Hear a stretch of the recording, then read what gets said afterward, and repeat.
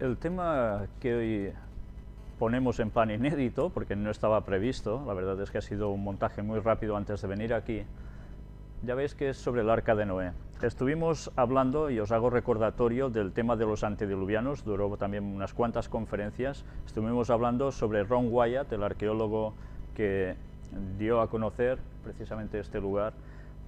Hoy vamos a ver si realmente lo que se dijo cuando esta formación rocosa, entre comillas hablo, que veis aquí en esta imagen, se dijo de que era eso, una formación rocosa que coincidía curiosamente, por chiripa, por casualidad, con las medidas que la Biblia daba del Arca de Noé. Pues automáticamente cuando se dijo públicamente que esto era una casualidad, que se parecía pero que no era, se desestimó que este lugar, este objeto rocoso que veis aquí, fuera precisamente el Arca de Noé. Por tanto, se dejó de darle publicidad. Curiosamente, recordáis que cuando Ron Wyatt fue allí, estuvo hablando, vimos ilustraciones, fotografías de los momentos en que él lo presenta con gente, si no recuerdo mal, del gobierno turco, y deciden, un poco más abajo de donde veis esta imagen, hacia la izquierda, crear un pequeño lugar de información o algo parecido a esto, que es del gobierno turco y que aún está allí puesto. Pues bien, lo que vais a ver ahora es un poco una serie de instantáneas, porque después os voy a comentar algo cuando terminemos de ver lo que estas imágenes nos van a mostrar. Vamos a empezar pasando un vídeo. Es un vídeo extraído de un documental de Odisea, donde hace referencia al Arca de Noé. Bien, en este vídeo veréis que empieza con unos aviadores, donde se hace un relato, así un poco ateatrado, de cómo fue el momento en que unos aviadores se encuentran precisamente esta formación rocosa, y no es el aviador ruso de hace muchísimos años atrás, que fue el primero que lo halló, sino años posteriores, si no recuerdo mal, durante la Segunda Guerra Mundial. Vais a ver cómo nosotros vamos a sacar solo unas pocas instantáneas de este documental, unos pocos minutos, pero el documental, si lo siguieseis viendo, sí que tiene imágenes muy nítidas, muy buenas, pero terminan diciendo de que el diluvio no fue universal, que fue un cataclismo local, porque un mar se rompió una de sus paredes y bajó el agua, y en fin, todo quedó muy localizado, pero ya está. Bien, pues nosotros iremos demostrando con la ayuda de Dios que este documental está llevando a la gente al máximo de error sobre el Arca de Noé. Pero sí que es cierto que tiene unas imágenes que nosotros aprovecharemos para que veáis con nitidez lo que después iremos viendo también en más detalle. Vamos a entrar en este documental.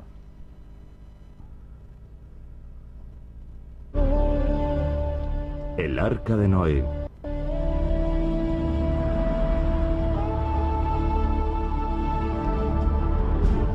...1959... un avión estadounidense de reconocimiento sobrevuela Turquía. Sus dos pilotos tienen la misión de controlar la frontera de la Unión Soviética. La frontera se halla tras estas montañas, el pequeño y el gran Ararat. Es la época de la Guerra Fría. Durante el vuelo rutinario ven algo en tierra que les llama la atención. ¡El Arca! El piloto, el capitán George Schwinghammer, no daba crédito. Dijo a su copiloto que tomase fotografías.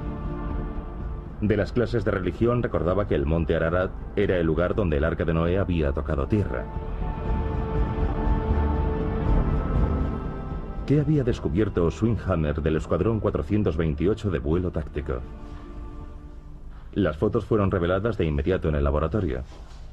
El capitán Schwinghammer se quedó atónito al ver la ampliación de las fotos hecha en el laboratorio de la base. Increíble. Lo que se veía en las fotos parecía el contorno de un barco gigante varado en la ladera de la montaña. ¿Había descubierto Schwinghammer el arca mencionada en la Biblia? Tengo la foto delante. La noticia se propagó como el fuego. Los titulares decían: el arca de Noé hallada en el monte Ararat, resuelto el misterio del arca. Turquía.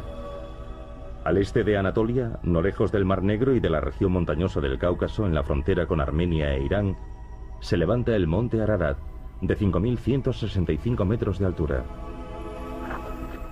Decidimos ir a la región montañosa del Ararat y comprobar por nosotros mismos lo que causó sensación y saltó a los titulares hace casi medio siglo. La búsqueda de los restos del Arca de Noé nos llevó a un valle, a una altura de 1.300 metros. El monte Ararat es un volcán extinguido. Sus laderas están cubiertas de escombros y piedras afiladas. De pronto vemos un contorno similar al del casco de un barco. La Biblia dice que el arca medía 300 codos de largo, 50 codos de ancho y 30 codos de alto.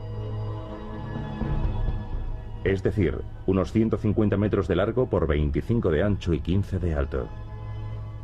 Las medidas coincidían más o menos, pero pronto quedó claro que esta formación estaba hecha de arena y piedra.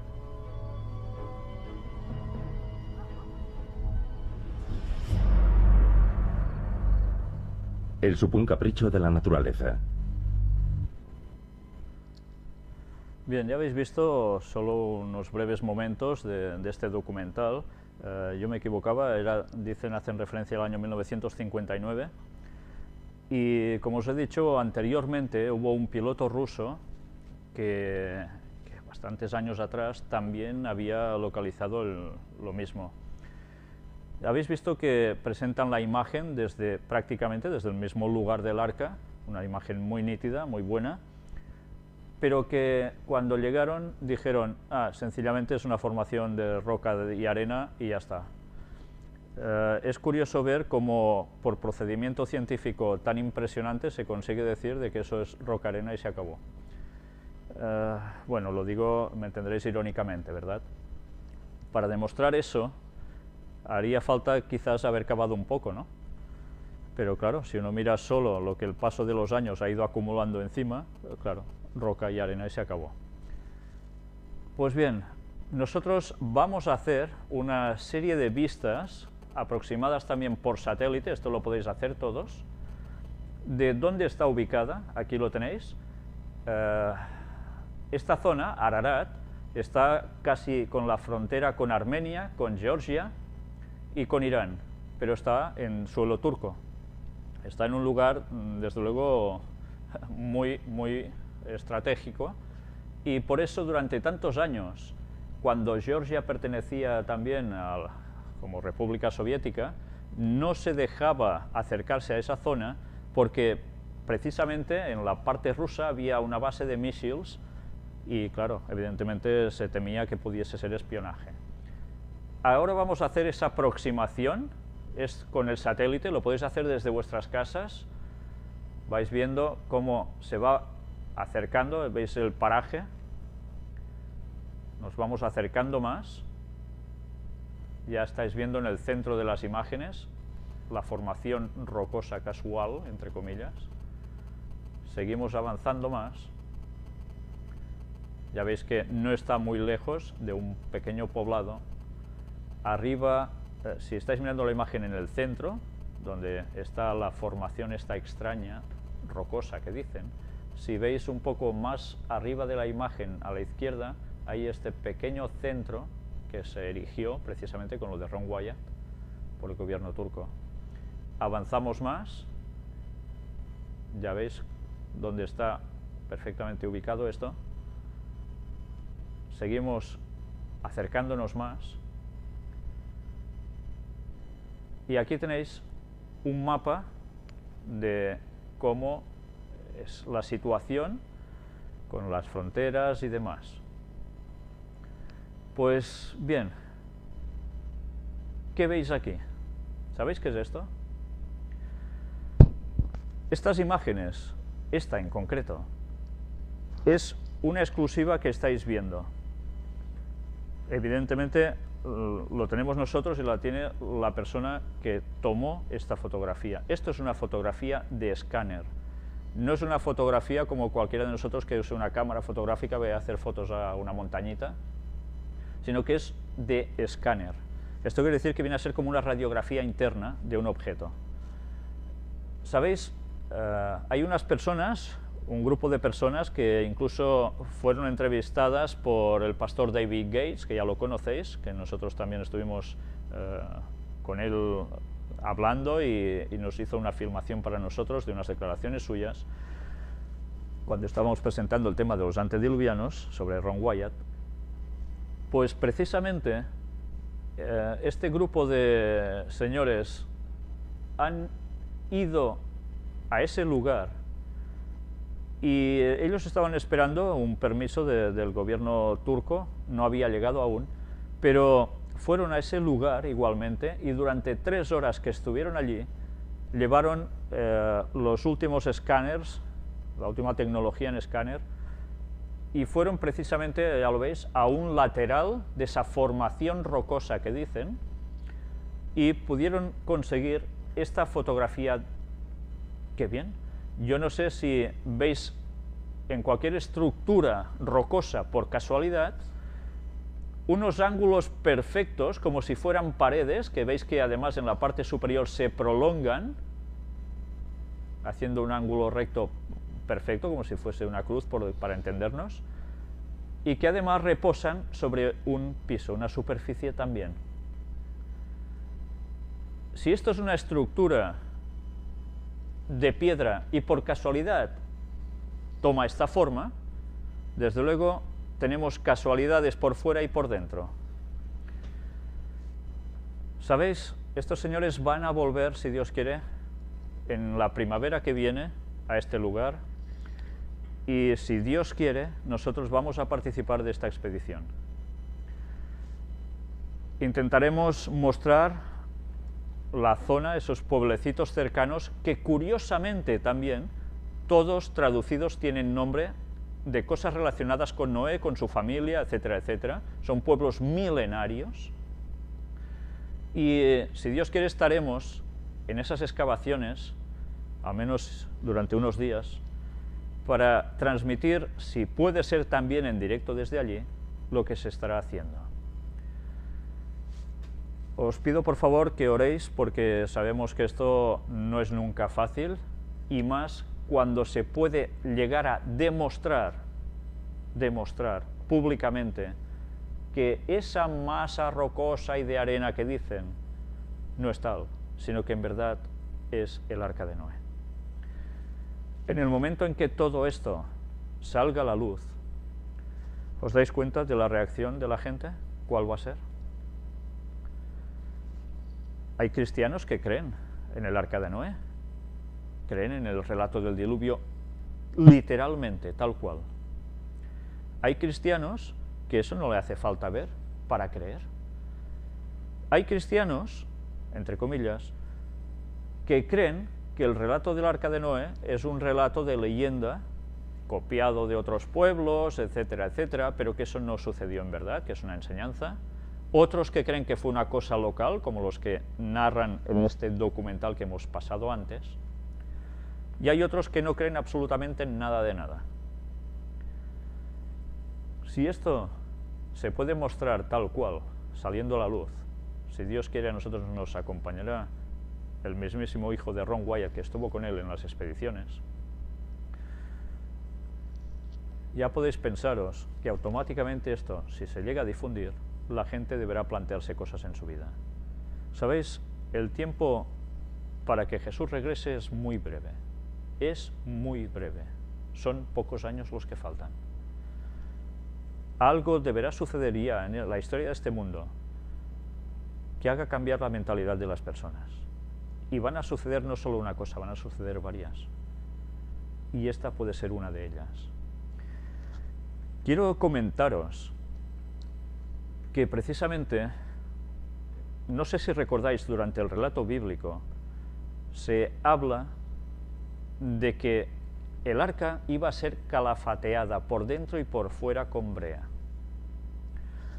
La brea es una resina, procede de los árboles, es un pegamento natural, el más potente que existe, pero que no sale rentable, pero es la mejor cola, y fue utilizada para sellar todas las juntas, para que fuera totalmente impenetrable por el agua. ¿Sabéis de qué color era la brea? Roja. Y diréis, bueno, ¿y qué? ¿Os habíais imaginado un arca rojiza, o al menos en sus juntas rojas? ¿Qué tiene que ver esto? ¿Sabéis? Hay algo que a mí me marcó mucho cuando estuvimos en contacto con la familia Wyatt y allegados, especialmente cuando nosotros, antes de la entrevista con la familia Wyatt, estuvimos hablando con la señora Jaslyn, la compañera de trabajo de Ron Wyatt, que trabajaba con él en el hospital, en la clínica, y ella hizo mucho hincapié en la sangre de Jesús. Estuvimos hablando cómo Ron encontró muchas cosas, y entre ellas sangre de Jesús, que mucha gente dice eso es una locura, no puede ser, etcétera, etcétera. Todo llegará en su momento, si Dios quiere, todo saldrá a la luz. Pero el significado del arca, con ese color rojizo, era una simbología de la sangre que también debía caer sobre el propiciatorio y que se derramó en la cruz por Cristo. Era la simbología de que solo la sangre de Jesús salvaba. Solo la sangre de Jesús salvó de ese diluvio, y Jesús aún no había nacido como hombre en Belén. Era una simbología de que salvaría de una destrucción. Bien, pues deberemos intentar coger un fragmento, que no va a ser fácil porque durita la maderita era, y poder examinar si realmente aún quedan esas muestras de brea allí. Una formación rocosa con brea difícilmente se va a encontrar, ¿verdad? Pues bien, esa puede ser una gran prueba, y eso deberemos buscar, si aún después de tantos años se puede llegar a comprobar. Sea como fuere, cuando veis aquí la escala, cómo está puesto todo, uno se da cuenta que una montaña, por casualidad, por dentro no va a ser así. Son demasiadas casualidades. Quizás estamos a las puertas de poder mostrar al mundo dentro de unos meses que la historia del diluvio no fue ninguna tontería y que es una advertencia para lo que viene dentro de muy pocos años. El mundo no va a ser destruido más por agua, aunque hayamos visto huracanes y tifones y tsunamis. El mundo va a ser destruido por fuego en la segunda venida de Jesús. Y solo habrá salvación por la sangre de Jesús, por quien haya aceptado a Cristo como su Salvador, como Noé había aceptado, creyendo en que sería salvo. Pues bien, esta era la pequeña parte que quería deciros, pero que, si Dios quiere, este tema nos va a llevar a otro que para nada puede dejar a nadie totalmente indiferente. Si el diluvio fue una salvación para unos creyentes, hubo unas pruebas de que eso iba a suceder, y hubo unos años que se sabían que iban a pasar hasta que llegara ese diluvio. ¿Sabemos algo de cuándo será el retorno de Jesús? ¿Podemos aprender algo de los relatos bíblicos del pasado para saber eso? Bien, de momento os dejo con la incógnita. Quiero que todos vosotros tengáis presente que la Biblia está para estudiarla en los escritos del Espíritu de Profecía de Ellen White también. Y orad mucho, oremos mucho y estudiemos mucho la palabra de Dios, porque vamos a encontrar cosas que nos van a sorprender y que van a cambiar el panorama mundial en muy pocos años. Y también, cómo no, nuestro propio sentir respecto a la segunda venida de Jesús. Pero bien, nosotros ahora aparcamos el tema aquí, Por favor, orad para que todo esto pueda ser llevado a cabo, porque esto no es cosa de poca monta, es algo realmente importante. Y ahora vamos a entrar, en unos pocos minutos, no podremos hacer mucho más hoy, en el tema de las puertas dimensionales, la parte ya número 25. Y vamos a ver unas noticias relacionadas con todo lo que hemos ido mostrando hasta ahora. Mujer dice haber ascendido al cielo después de ser apuñalada por su marido. Y bien, ¿qué podemos esperar ya de todo esto, no? Ya sabéis que una vez más, experiencias de este tipo que nosotros estuvimos mostrando, aún hay noticias que van saliendo al respecto, ¿no? Y vamos a ver incluso, bueno, aquí si queréis leeroslo, bueno, una vez más de lo mismo. Fijaros, dice la voz me dijo, cálmate, te voy a dar la oportunidad de vivir y ser mi hija, pero antes de volver quiero mostrarle el paraíso y el infierno. En el cielo todo es hermoso, dice Gulia. Todo el mundo estaba feliz y que no tenían ninguna razón para ser infeliz. Tenía muchas ganas de quedarme, pero después fuimos al infierno. ¡Qué horror! La gente estaba horriblemente quemada. El ambiente era insoportable. Tan fuerte es la sed en el infierno que todo el cuerpo lo siente. Danos agua, gritaba la gente, pero no había agua para darles. Para saciar su sed pusieron piedras en su boca, pero no pudieron satisfacer su sed. Dios dijo, no hay agua aquí. Entonces el Señor me hizo sentir sed de tal manera que no sabemos en la tierra. Luego regresé a la tierra y volví al cuerpo y volvió a la vida, dice Gulia. De repente Gulia sintió sus manos, sus pies y volvió su voz. Ella se quitó el equipo de su boca y gritó a las enfermeras por agua. Estoy saludable, decía ella. Los médicos no creían lo que veían. Su hígado estaba completamente sano. Gulia llamó a Simeón y Fay para que vinieran a su casa. Aunque Gulia quería hablar de Cristo, estaba preocupada de convertirse en una cristiana, pero una noche ella le entregó su corazón a Jesús. Esa misma noche soñaba con repartir el Nuevo Testamento a la gente. Diréis, esto no puede ser del diablo. Esta señora es sanada milagrosamente. Ha visto lo que ha visto y además es preocupada para convertirse en cristiana y venga, se pondrá a repartir Nuevos Testamentos. Claro, qué bien engaña al diablo, ¿eh? Si se pusiese a repartir Biblias satánicas, evidentemente, todo el mundo diría, uy, qué mal rollo. Qué forma de colar mejor que meter parte buena dentro de una cuestión tan nefasta. Dile a esta señora que no ha visto el infierno de verdad. Dile a esta señora que no ha visto el paraíso de verdad. ¿Qué te va a decir? Yo he sido sanada. Ya veis cómo el diablo no se está quieto. Somos nosotros que seguimos perdiendo el tiempo. Él sabe el tiempo que le queda. Hombre asegura que estando en coma, Dios le habló y salvó su vida. Después de un atentado contra su vida, recibió 3 balazos y estuvo un mes en coma, asegura que murió, y vio a Dios en sueños. Quien habló con él le dijo que estaba sin vida. O sea, que él estaba muerto de verdad. Estas afirmaciones las mencionó como parte de su testimonio que dio en la iglesia cristiana Shalom en Colombia. En fin, más de lo mismo. El espiritismo está acampando por sus anchas y cristianos caen de 4 patas y ni lo saben. Todo por no escudriñar la Biblia a fondo. Diccionario del infierno en Biblioteca del Ecuador. ¿Qué es esto?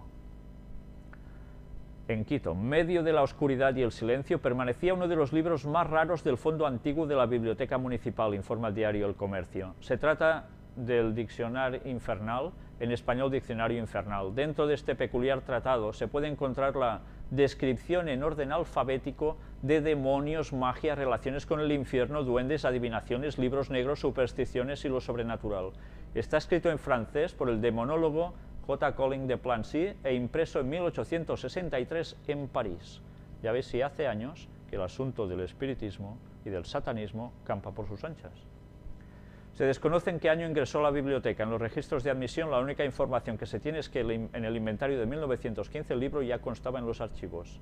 En la primera página se lee una dedicatoria que dice un obsequio del doctor Rodríguez Maldonado, nada más. Cuando se abre el libro, la primera imagen que recibe a los lectores es la de un cuadro del demonio con sus súbditos en la tierra.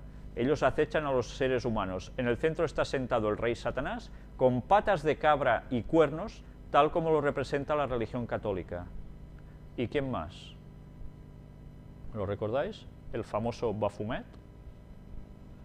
Pues bien, más de lo mismo. Todo siempre ligado a lo de siempre. Y así va siguiendo. Ya veis que mucha gracia no hace este libro, pero hay mucha gente que va a consultarlo. Y como dicen aquí, gente un poco extraña.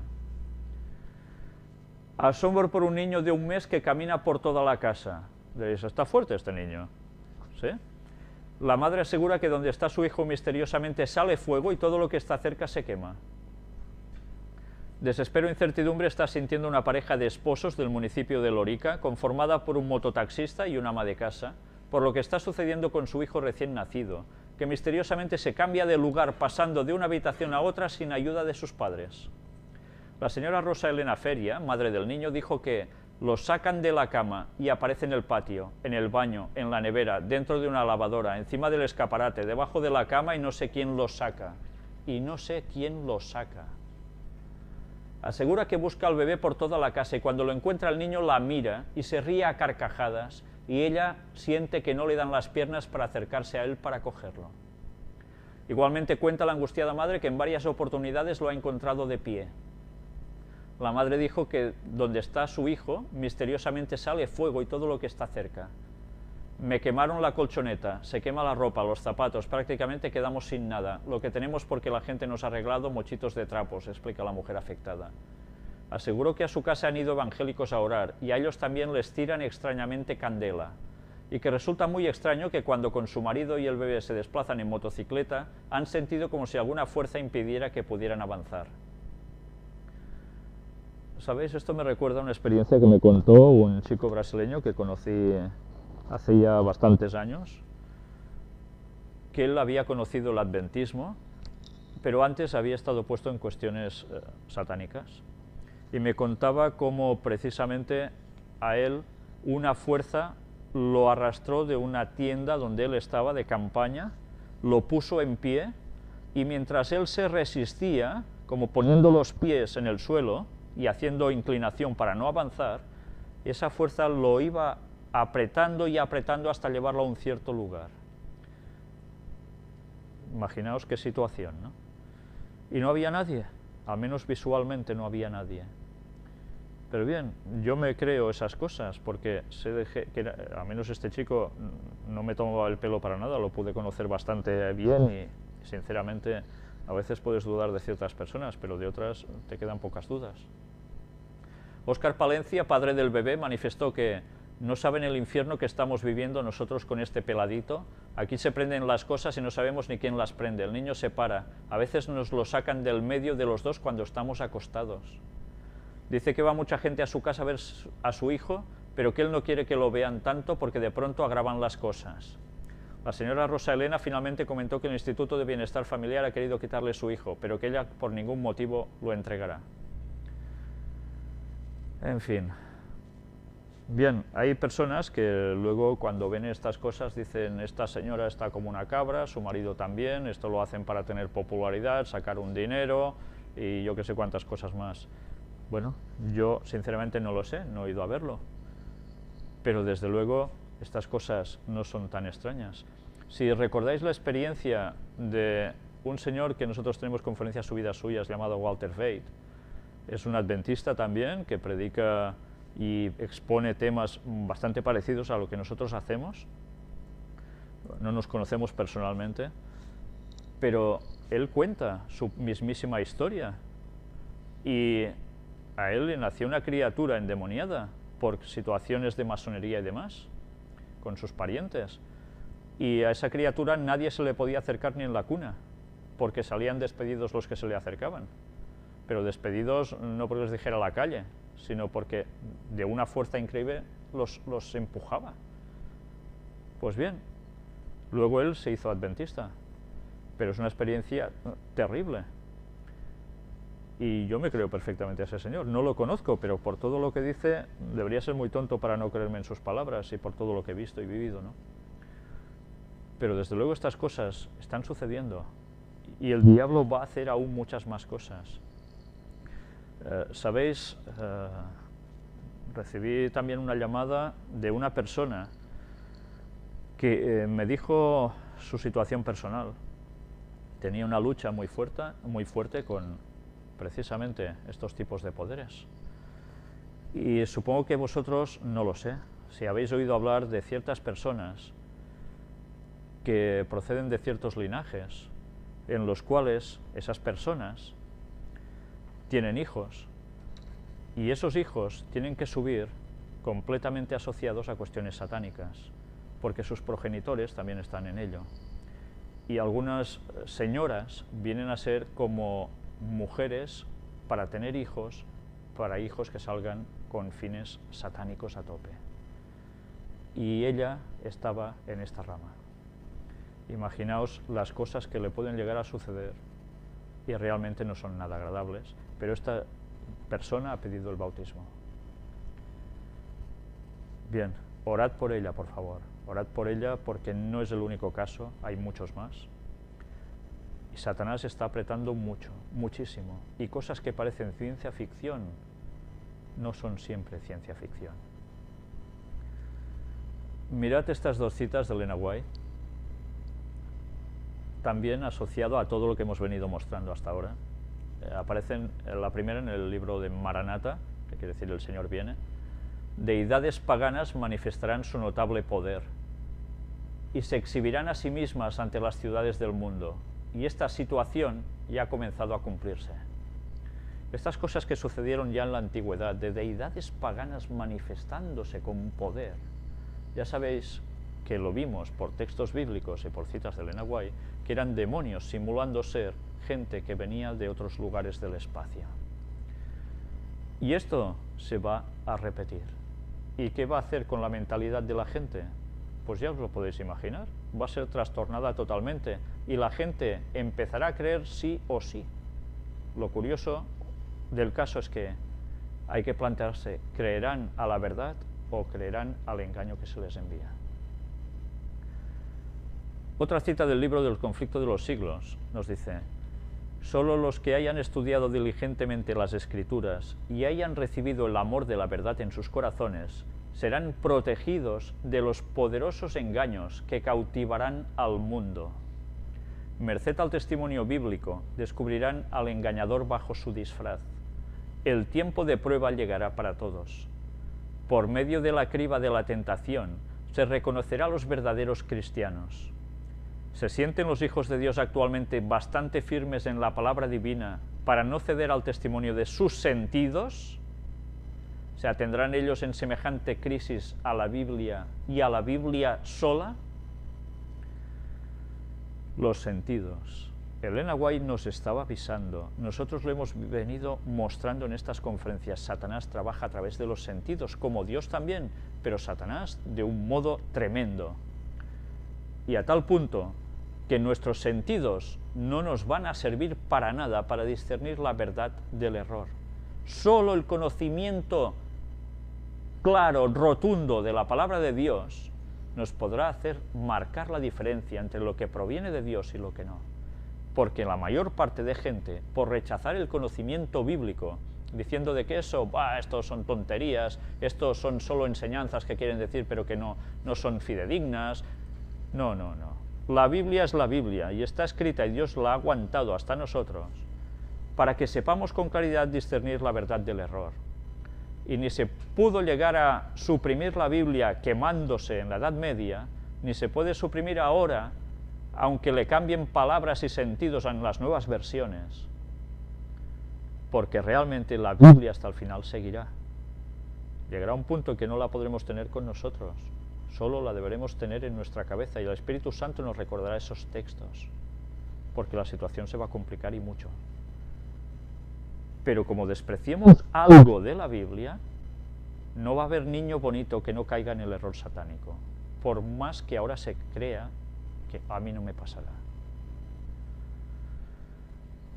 Una noticia que os podía haber puesto precisamente en el apartado de noticias anterior a este tema, pero que os la pongo aquí, porque nos habla del Señor de los Milagros, rostro de un pueblo, los protagonistas de una antigua devoción que se recuerda hoy, y está hablando de Perú. nos dice, otro protagonista es el célebre jesuita Padre Francisco del Castillo, quien durante el temblor de 1655 salió del colegio de San Pablo de la Compañía hasta la Plaza Mayor, exhortando a todos al arrepentimiento, repitiendo con los brazos extendidos, Lima, Lima, tus pecados son tu ruina. Sabemos que un año antes, en 1654, el padre del Castillo había sido designado como lector de latín y obrero de negros y españoles.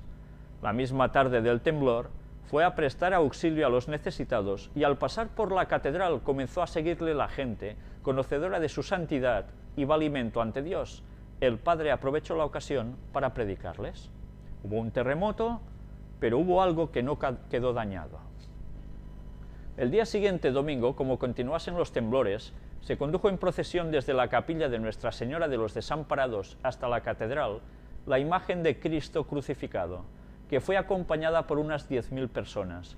La noticia de varios hechos milagrosos atribuidos a la imagen mural atrajo el interés del público y la imagen comenzó a ser conocida como el Señor de los Milagros. Todo se fue a la quiebra, pero esta imagen quedó intacta en ese mural. A partir de allí, pues, ¿qué empiezan a hacer? Procesiones. Sebastián de Antuñano, nos va relatando gente que iba cuidando de ese lugar, es el siguiente destacado mayordomo y benefactor. En 1684, Antuñano se había dirigido a la ermita del Señor de los Milagros, y mientras contemplaba la santa efigie, había sentido, mirad los sentidos, había sentido una voz interior que le susurraba claramente, Sebastián, ven a hacerme compañía y a cuidar del esplendor de mi culto. Puesto de rodillas ante la imagen, le había ofrecido un servicio incondicional hasta la muerte. Terminadas las obras, un violento terremoto asoló la ciudad de Lima, Callao y las localidades vecinas, sembrándolos de muerte y ruinas, en la madrugada del 20 de octubre de 1687. Por la tarde de aquel día, Sebastián de Antuñano tuvo la idea de sacar en procesión un lienzo que era copia del Cristo del mural.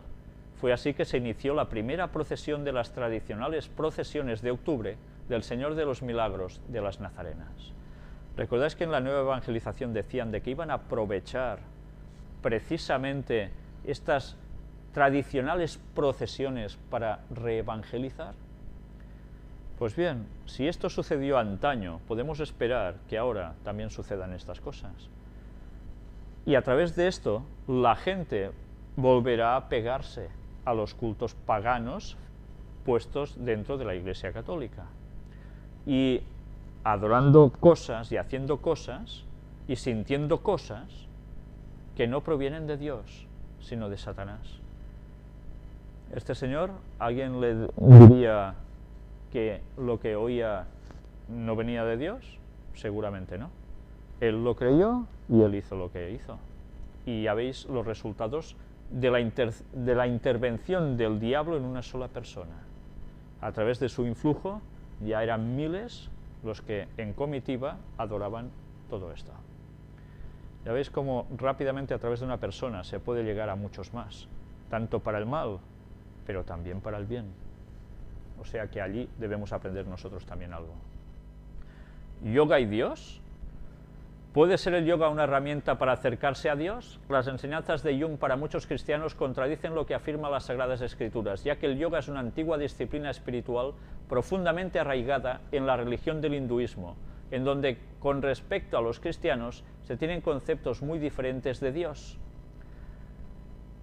Y aquí se nos habla precisamente, bueno, mirad un poco, ¿puede el yoga propiciar un encuentro con Dios? Según Winnie Young, fundadora de un Instituto Nacional de Yoga y profesora católica, afirma no solo que el yoga es una herramienta que sirve para conectarse con Dios, sino que además testifica que su constante práctica la ha ayudado personalmente a acercarse a Cristo. Según un artículo publicado en el diario Times en África del Sur, Winnie Young, de 96 años de edad, ha dedicado gran parte de su vida a enseñar yoga y su relación al cristianismo. Vamos, como si la tuviera, ¿no? En 1975, Jung fundó un Instituto Nacional de Yoga y comenzó a enseñar a sus estudiantes que las personas erróneamente piensan que el yoga es una religión, cuando en realidad es una herramienta que los puede ayudar a conectarse directamente con Dios. ¿El yoga y el cristianismo son compatibles? Las enseñanzas de Young para muchos cristianos contradicen lo que afirman las Sagradas Escrituras, ya que el yoga es una antigua disciplina espiritual profundamente arraigada en la religión del hinduismo, en donde con respecto a los cristianos se tienen conceptos muy diferentes de Dios. En el libro de Watchman Expositor, el término yoga, según la tradición, yoga significa unión, la unión del jiva, el yo transitorio, finito con el Brahman, yo eterno, infinito. El término Brahman suele usarse para el concepto hindú de Dios o realidad última, que para ellos es una sustancia impersonal y divina que permea, envuelve y subyace todo. Esta doctrina se denomina panteísmo y difiere marcadamente del teísmo del cristianismo bíblico, ya que en la Biblia Dios se revela como el creador personal del universo. Por tanto, Dios es el creador y el universo su creación. Y está muy bien expuesto así. Pero ya veis, incluso la palabra yoga que nos lleva a esa unión. ¿Unión con qué? ¿Con Dios? Pues no, no es unión con Dios. Otra de las diferencias más notables entre el yoga y el cristianismo tiene que ver con sus visiones del hombre. Dado que la filosofía yoga enseña que todo es Dios, se deduce necesariamente que el hombre también es Dios. Sin embargo, para los cristianos hay una clara distinción entre Dios y el hombre, en donde Dios es el creador y el hombre una de sus criaturas. Y bien, si seguimos un poco más abajo, nos dice, según el erudito de yoga Hans Rieker, el Kundalini, el poder de la serpiente enroscada, ya solo diciendo serpiente enroscada ya ves por dónde va el asunto, bíblicamente, ¿verdad? Es el fundamento de todas las prácticas del yoga, como una clave para lograr la condición divina. Si la serpiente bíblicamente es Satanás, como simbolismo, ¿qué podemos esperar entonces de esto? Y tomando como base este pensamiento, algunos cristianos piensan que no se debe practicar el yoga, puesto que no es casualidad que la serpiente enroscada del yoga prometa alcanzar la misma divinidad que prometió la serpiente antigua, la cual engaña al mundo entero, según Apocalipsis 12:9. La misma que en el Edén dijo a Adán y a Eva que al comer de la fruta prohibida serían como Dios. En una conferencia promovida por el Ministerio de Resurgence, el pastor Liev Moy hablaba acerca del panteísmo, y una de las personas que se encontraba en el público le preguntó si ¿puede el cristiano hacer yoga? La respuesta de Moy fue la siguiente: si el cristiano lo hace solo por ejercicio, sin pensar en la espiritualidad que se busca en el yoga, es permitido. O sea, que ni se piensa en eso. Con respecto a esta misma pregunta, pero en otra ocasión, el Dr. John MacArthur de Grace Community Church expresó: si un cristiano siente que su fe es lo suficientemente fuerte, probablemente el yoga no tendrá ningún impacto en su fe. Pero la pregunta que debemos hacernos es, ¿por qué los cristianos quieren usar expresiones de una falsa religión como el panteísmo, donde Dios lo es todo y todo es Dios? Enfatizó MacArthur, quien recomienda que los cristianos no tienen que colocarse en una posición rara o vaciar su mente para tratar de liberarse del estrés, sino que deben leer la palabra de Dios para encontrar la paz que necesitan. Y la oración, por supuesto, con Dios. Desde luego no es nada recomendable hacer nada de yoga, porque todo está basado precisamente en estas técnicas para adorar a Satanás y sin saberlo. Insólito, enseñan yoga santo en una iglesia en Estados Unidos. Ya veis, ahora hay hasta yoga santo. Y así se van colando las artimañas de Satanás del modo más fantástico entre iglesias cristianas, abrazando todas las cosas que provienen del diablo, y no pasa nada seguro. Pues bien, aquí tenéis fotografías de lo típico de yoga. Tienen gimnasios en sus iglesias donde no solo hacen ya ahora pesas y demás, sino que también practican todas estas cosas. Y nosotros vamos a seguir leyendo algunas citas de Ellen White, que nos sigue tratando del tema donde lo dejamos la anterior vez, extraída, recordemos, del Ministerio Médico. Nosotros nos quedamos en esta página, la 122. Leeremos un poco porque hoy ya se nos ha hecho bastante tarde. Haced sonar la alarma, ministros y médicos. Haced una apelación al pueblo de Dios para que sea leal y fiel. Estad en guardia. Recordad que mientras cooperéis con Dios, tendréis como ayudadores a los ángeles excelsos en fortaleza. Si alguna vez tenéis problemas de alguna cuestión espiritual, recordad, los ángeles excelsos en fortaleza están para ayudarnos. Y os aseguro que desde luego actúan. No aceptéis las teorías presentadas por los que no están de pie sobre el verdadero fundamento, los que están fascinados con aquello cuyo verdadero significado no conocen. Ya veis, hay personas que creen que tienen verdaderos fundamentos y en verdad no conocen el significado de lo verdadero, ni de lo que están haciendo. Despertad, mis hermanos, despertad y levantad la señal de peligro, sonad la alarma, que nadie os persuada a aceptar teorías opuestas a las verdades de la palabra de Dios. Los siervos de Dios tienen un solemne mensaje que llevar a este mundo caído y maldecido por el pecado. Deben levantar en alto el estandarte en el cual están inscritas las palabras, los mandamientos de Dios y la fe de Jesús. Que nadie enseñe cosas que el Redentor, el dueño del hombre, de su cuerpo, alma y espíritu, no ha enseñado. Mirad si es importante conocer las verdades de las doctrinas bíblicas. No lo que pensamos que, sino lo que realmente es. No necesitamos ninguna enseñanza fantasiosa referente a la personalidad de Dios. Interesante, ¿verdad? Lo que Dios desea que sepamos de Él está revelado en su palabra y en sus obras. Las cosas hermosas de la naturaleza reflejan su carácter y su poder como creador. Son su regalo a la raza humana para mostrar su poder y demostrar que Él es un Dios de amor. Pero nadie está autorizado a decir que Dios mismo en persona está en una flor, en una hoja o en un árbol. Estas cosas son la creación de Dios y revelan su amor a la raza humana. Pero evidentemente no son Dios. Eso es panteísmo. Pero tomar las obras de Dios y considerarlas como personificaciones de Él es una representación temeraria y equivocada de Dios. Fui llamada al comienzo de mis labores para enfrentar esta clase de representación, cuando en mi juventud el Señor me comisionó para ir y proclamar lo que Él me había ordenado proclamar. Era jovencilla entonces, Y mientras el Señor me dirija, debo ahora hacer lo que pueda para contrarrestar toda esa enseñanza y las teorías que llevan a tales conceptos. Los que abrazan estas teorías no saben a dónde se encaminan. Lo que necesitamos con más urgencia es un conocimiento experimental de Dios, como está revelado en su palabra. Tal conocimiento nos capacitaría para ver nuestra imperfección de carácter y nuestra ignorancia respecto a nuestro Señor y Salvador Jesucristo. Los talentos y conjeturas humanos han tratado de descubrir a Dios por medio de la investigación. Muchos han recorrido esta senda.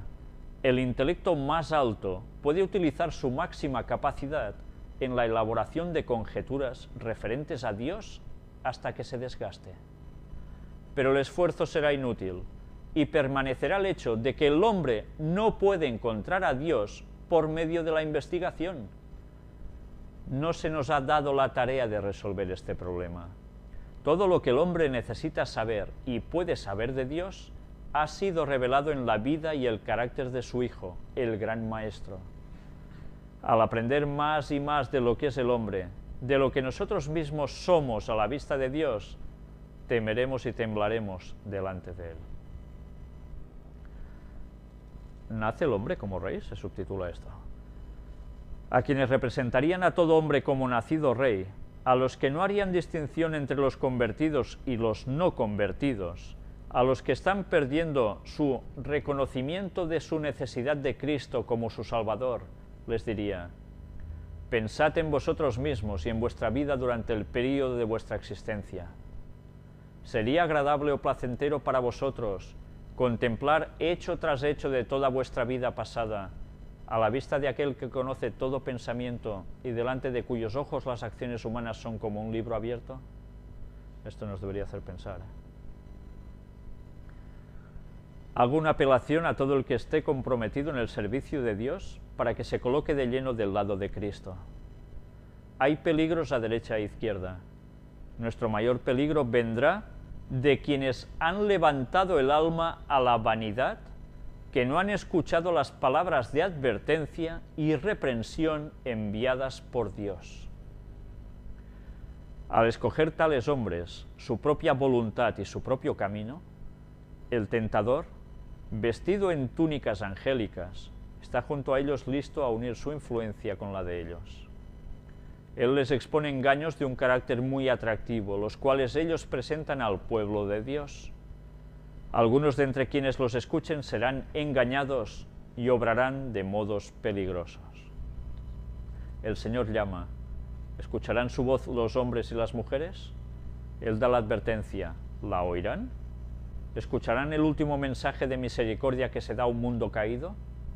¿Aceptarán el yugo de Cristo y aprenderán de él su humildad y mansedumbre? Apartados sobre especulación concerniente a la personalidad de Dios. Vuestro conocimiento de Dios y de sus atributos ha sido mermado desde que empezasteis a especular con relación a su naturaleza y a sus prerrogativas. Automáticamente, cuando se entra en ese terreno, ¡pam!, eso sucede. La Iglesia está comprometida en una batalla que aumentará en intensidad acerca del mismo punto en el cual habéis sido desviados. Ya veis lo que estaba profetizando aquí Elena White. La Iglesia pasaría por un momento repitiéndose de algo que había sucedido antes. No se debe quitar ni un solo pilar de nuestra fe, ni una sola línea de verdad revelada. Se debe reemplazar por teorías nuevas y fantasiosas. Se nos ha dado la verdad en líneas claras. Bajo la guía de Dios se han preparado libros que declaran inequívocamente la verdad para este tiempo. Si no creéis estas evidencias, tampoco creeríais si alguien fuese levantado de la muerte. Debéis hacer una obra cabal de arrepentimiento. Allegaos a Dios en humildad y contrición. Debe haber un obrar armonioso entre el pueblo de Dios. En armonía, todos diciendo lo mismo y juntos. Debemos saber quién va a seguir la luz. Si Jehová es Dios, seguidle. Y si Baal, id en pos de él. No podemos estar entre dos aguas. O creemos todo lo que ha expresado en la palabra de Dios bien, y a través del espíritu de profecía, o mal vamos a ir. No permitáis que nadie os engañe llevándoos a la creencia de que Dios es una esencia que permea la naturaleza. Tal idea es un engaño especioso. Que todos estén en guardia contra tales suposiciones. Estas teorías sutiles, envueltas en hermosas vestiduras, preparan el camino para errores mayores que, si se aceptan, conducirán lejos de su firmeza aún a los creyentes convencidos de la verdad y los llevarán a falsas doctrinas. De vez en cuando necesitamos examinar juntos las razones de nuestra fe. Es esencial que estudiemos cuidadosamente las verdades de la palabra de Dios, pues leemos que algunos apostatarán de la fe, escuchando a espíritus engañadores y a doctrinas de demonios. Es interesante que sepamos discernir cuál es la doctrina de Dios y cuál es la doctrina de los demonios, porque sutilmente podemos caer en ese error. Estamos en grave peligro cuando consideramos en forma liviana cualquier verdad, pues entonces la mente está abierta al error. Debemos ser conscientes de cómo y qué escuchamos. No necesitamos tratar de entender los argumentos que ofrecen los hombres en apoyo de sus teorías, cuando se puede discernir fácilmente que estas teorías no armonizan con las Escrituras. No hace falta darle vueltas y empezar a oír cosas que no cuadran con lo bíblico. Algunos que creen tener un conocimiento científico están dando, por sus interpretaciones, ideas erradas tanto de la ciencia como de la Biblia. Permitamos que la Biblia decida todo asunto que sea esencial para la salvación. No se nos llama a entrar en ninguna controversia con los que sostienen falsas teorías. La controversia es inútil. Cristo nunca entró en ella. el arma utilizada por el Redentor del mundo fue: escrito está. Acerquémonos a la palabra, permitamos que el Señor Jesús y sus mensajeros testifiquen. Sabemos que el testimonio de ellos es verdadero. Escrito está, como hacía Jesús, así debemos hacer nosotros.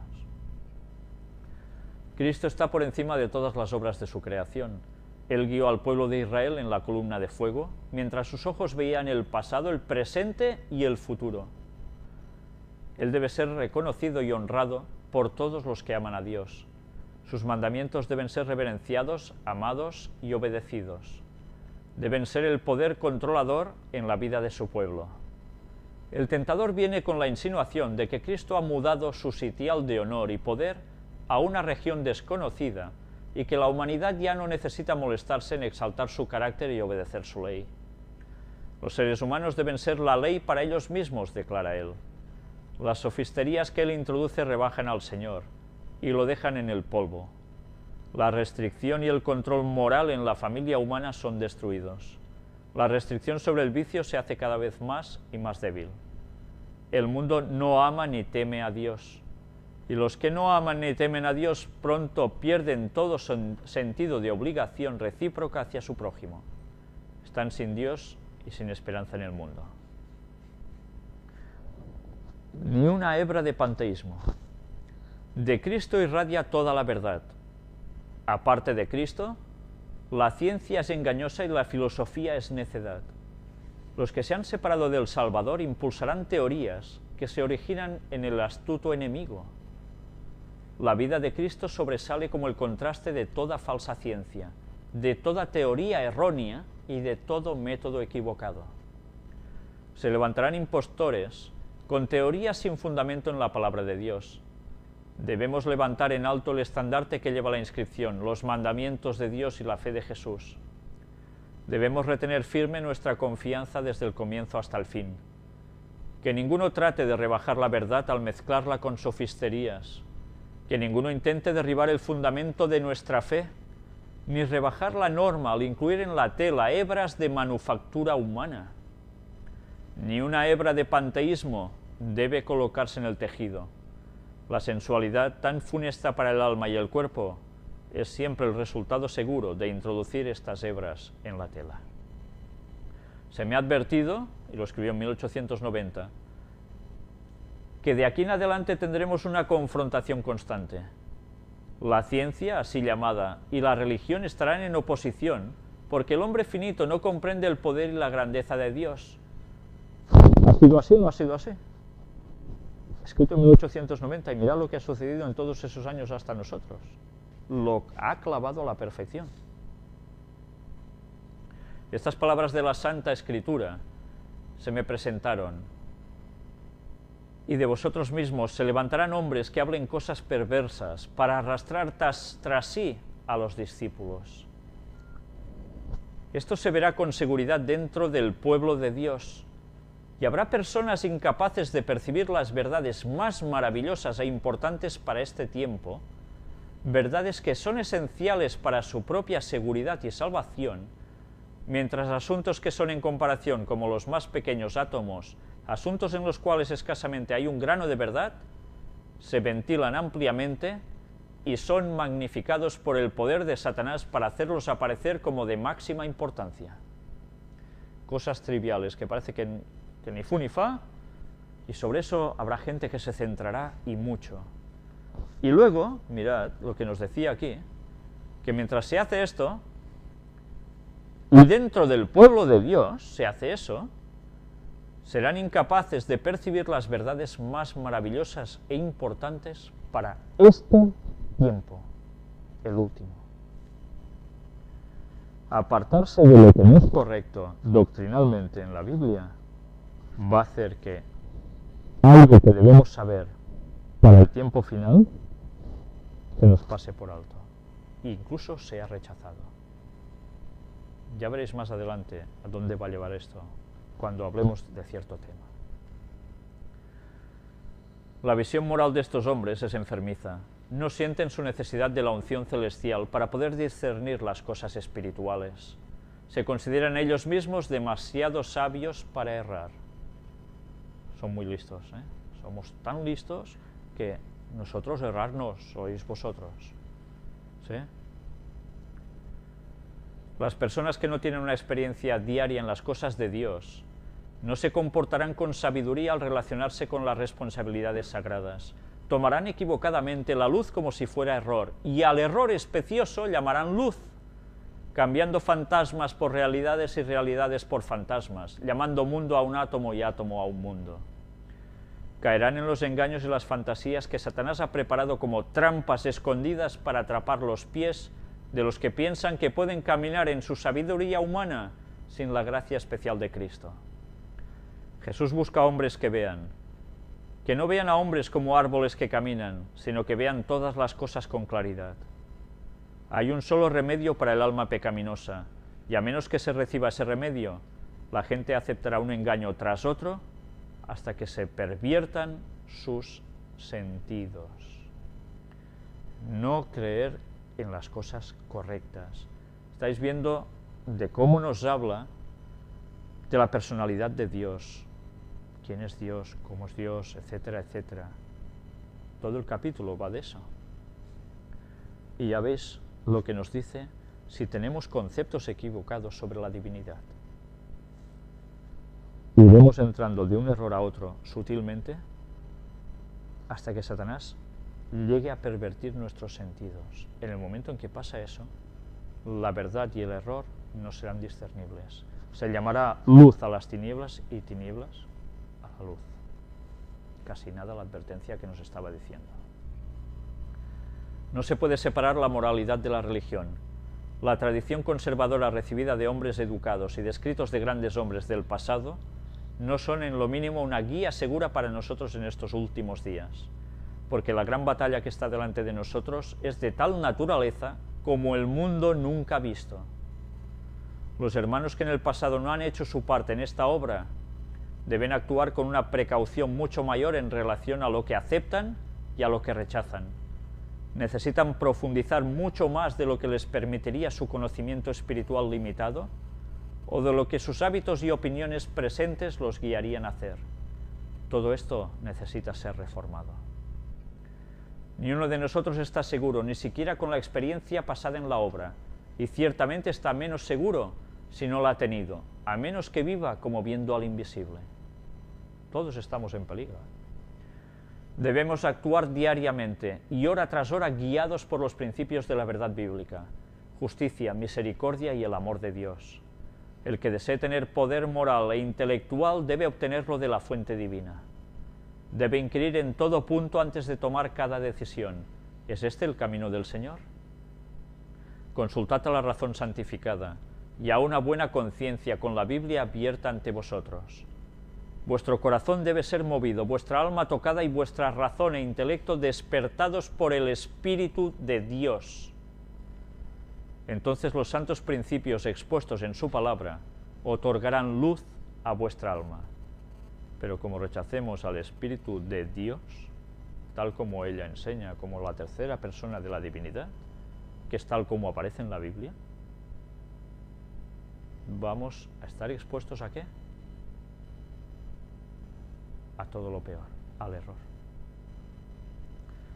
Os lo digo, mis hermanos, nuestra verdadera fuente de sabiduría, virtud y poder está en la cruz del Calvario. Cristo es el autor y consumador de nuestra fe. Él dice, separados de mí nada podéis hacer. Jesús es el único garante seguro para el avance y el éxito intelectual. No hay otro. Hay quienes expresan su creencia de que habrá matrimonios y nacimientos en la Tierra Nueva, pero los que creen en la Escritura no pueden aceptar tales doctrinas. Hay personas que... ¿Cuántas veces me han llegado a preguntar eso? ¿Habrá matrimonios? ¿Nos casaremos? ¿Tendremos hijos? Seguro que sí. Pues no. La creencia de que nacerán niños en la Tierra Nueva no es parte de la segura palabra profética. Las palabras de Cristo son demasiado claras para ser mal interpretadas. Ellas deben resolver para siempre la cuestión de los matrimonios y nacimientos en la Tierra Nueva. Ni los que sean levantados de la tumba, ni los que sean trasladados sin ver la muerte, se casarán ni se darán en matrimonio. Serán como los ángeles de Dios, miembros de la familia real. Claro, sí que fue Cristo cuando lo dijo, ¿no? Y claro, es Elena White cuando prescribe sus palabras también aquí, o suscribe sus palabras. Pues bien, vamos a dejarlo aquí. Ya veis que en los escritos aparecen a veces unas sorpresitas en donde menos te lo esperas. ¿Sabéis? Uno de los atractivos más grandes que tienen los escritos de Elena White tiene una comparación con lo que sucede con la Biblia. Estás leyendo un texto que te crees que más o menos es una cosa normalita, entre comillas, y de repente te aparece una perla allí en medio que dices, ¡hola! Pero claro, hay que leer con detenimiento. A veces mientras leemos nuestra cabeza se espacia en otras cosas, va a la deriva. Pues no, cuando vayamos a estudiar la palabra de Dios, que sea con oración, porque nuestra mente tiene que estar con todos nuestros sentidos, nunca mejor dicho, sobre el texto, y que Dios nos ayude a entender. Pues bien, hasta aquí ha sido la conferencia triple de hoy. Gracias porque habéis estado mucho rato, habéis visto los problemas técnicos que hemos tenido, pero bien, a pesar de todo, si algo no habéis podido ver los que estabais siguiendo la conferencia en directo en vuestras casas, lo podréis ver cuando sea subida, si Dios quiere. Muchas gracias por vuestra atención y que Dios os bendiga. Amén. Increíble. Lo que se veía en las fotos parecía el contorno de un barco gigante varado en la ladera de la montaña. ¿Había descubierto Swinghammer el arca mencionada en la Biblia? Tengo la foto delante. La noticia se propagó como el fuego. Los titulares decían, el arca de Noé hallada en el monte Ararat, resuelto el misterio del arca. Turquía. Al este de Anatolia, no lejos del Mar Negro y de la región montañosa del Cáucaso en la frontera con Armenia e Irán, se levanta el monte Ararat, de 5.165 metros de altura. Decidimos ir a la región montañosa del Ararat y comprobar por nosotros mismos lo que causó sensación y saltó a los titulares hace casi medio siglo. La búsqueda de los restos del arca de Noé nos llevó a un valle, a una altura de 1.300 metros. El monte Ararat es un volcán extinguido. Sus laderas están cubiertas de escombros y piedras afiladas. De pronto vemos un contorno similar al del casco de un barco. La Biblia dice que el arca medía 300 codos de largo, 50 codos de ancho y 30 codos de alto. Es decir, unos 150 metros de largo por 25 de ancho y 15 de alto. Las medidas coincidían más o menos, pero pronto quedó claro que esta formación estaba hecha de arena y piedra. El tema que hoy ponemos en pan inédito, porque no estaba previsto, la verdad es que ha sido un montaje muy rápido antes de venir aquí, ya veis que es sobre el arca de Noé. Estuvimos hablando, y os hago recordatorio, del tema de los antediluvianos, duró también unas cuantas conferencias. Estuvimos hablando sobre Ron Wyatt, el arqueólogo que dio a conocer precisamente este lugar. Hoy vamos a ver si realmente lo que se dijo cuando esta formación rocosa, entre comillas hablo, que veis aquí en esta imagen, se dijo de que era eso, una formación rocosa que coincidía curiosamente, por chiripa, por casualidad, con las medidas que la Biblia daba del arca de Noé. Pues automáticamente cuando se dijo públicamente que esto era una casualidad, que se parecía pero que no era, se desestimó que este lugar, este objeto rocoso que veis aquí, fuera precisamente el arca de Noé. Por tanto, se dejó de darle publicidad. Curiosamente, recordáis que cuando Ron Wyatt fue allí, estuvo hablando, vimos ilustraciones, fotografías de los momentos en que él lo presenta con gente, si no recuerdo mal, del gobierno turco, y deciden, un poco más abajo de donde veis esta imagen, hacia la izquierda, crear un pequeño lugar de información o algo parecido a esto, que es del gobierno turco y que aún está allí puesto. Pues bien, lo que vais a ver ahora es un poco una serie de instantáneas porque después os voy a comentar algo cuando terminemos de ver lo que estas imágenes nos van a mostrar. Vamos a empezar pasando un vídeo. Es un vídeo extraído de un documental de Odisea, donde hace referencia al Arca de Noé. Bien, en este vídeo veréis que empieza con unos aviadores, donde se hace un relato, así un poco teatrado, de cómo fue el momento en que unos aviadores se encuentran precisamente esta formación rocosa, y no es el aviador ruso de hace muchísimos años atrás, que fue el primero que lo halló, sino años posteriores, si no recuerdo mal, durante la Segunda Guerra Mundial. Vais a ver cómo nosotros vamos a sacar solo unas pocas instantáneas de este documental, unos pocos minutos, pero el documental, si lo siguieseis viendo, sí que tiene imágenes muy nítidas, muy buenas, pero terminan diciendo de que el diluvio no fue universal, que fue un cataclismo local, porque un mar se rompió una de sus paredes y bajó el agua, y en fin, todo quedó muy localizado, pero ya está. Bien, pues nosotros iremos...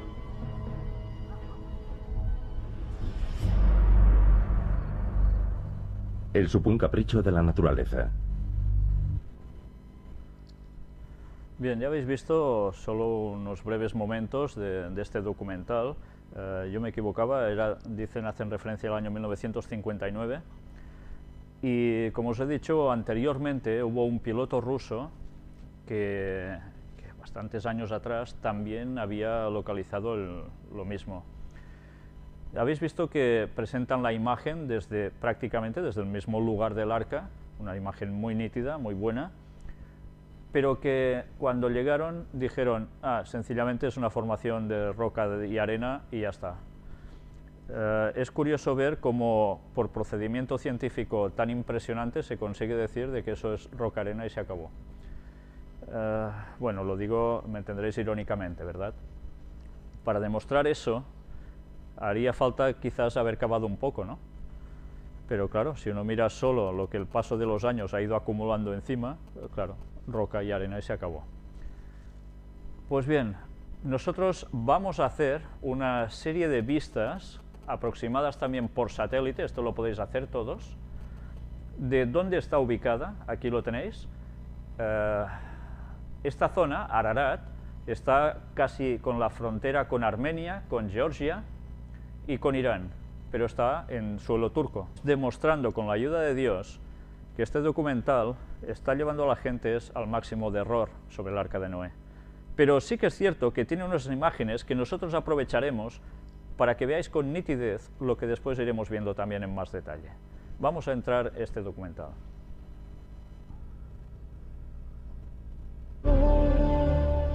El Arca de Noé.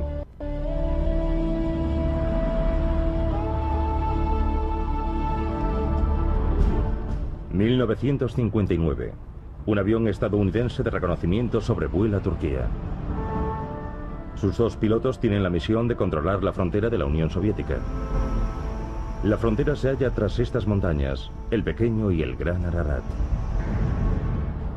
Es la época de la Guerra Fría. Durante el vuelo rutinario ven algo en tierra que les llama la atención. ¡El arca! El piloto, el capitán George Schwinghammer, no daba crédito. Dijo a su copiloto que tomase fotografías. De las clases de religión recordaba que el monte Ararat era el lugar donde el Arca de Noé había tocado tierra. ¿Qué había descubierto Schwinghammer del Escuadrón 428 de vuelo táctico? Las fotos fueron reveladas de inmediato en el laboratorio. El capitán Schwinghammer se quedó atónito al ver la ampliación de las fotos hecha en el laboratorio de la base.